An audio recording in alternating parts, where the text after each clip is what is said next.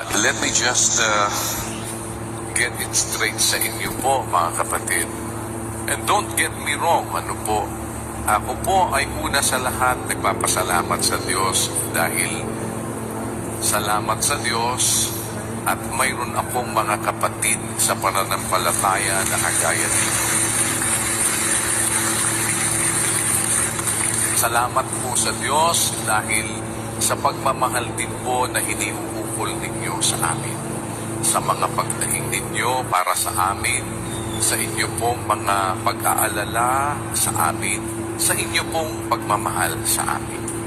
Subalit, magiging hindi naman po ako patas sa inyo kung hindi ko naman po sasabihin yung dapat kong sabihin. Una sa lahat, kagaya ng sinasabi ko, salamat po sa Diyos dahil nararamdaman namin mula sa mga mananampalataya ang kanilang pagmamahal, ang kanilang lamang ay ibig ko na una po, every time may natitinig kami na para bang mapabor sa amin. Alam nyo, it really humbles me, mga kapatid. Especially po yung halimbawa ay pinapatungkol ninyo sa amin.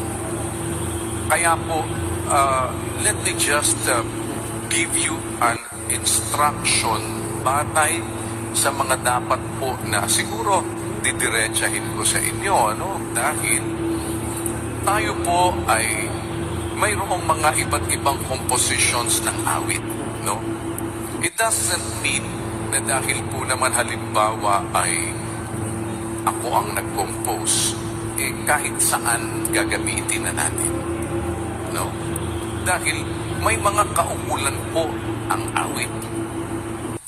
Halimbawa, nang haharana tayo ng kapatid,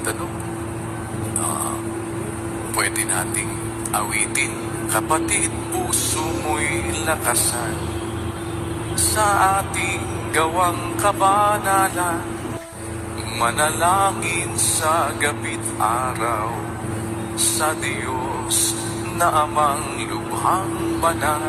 Yan. Kaya kung sinasabi po, ay meron kong minsan, maging sa paggamit ng salita, ang tawag nila doon ay malapropo. Ibig sabihin, inappropriate na gamit ng salita.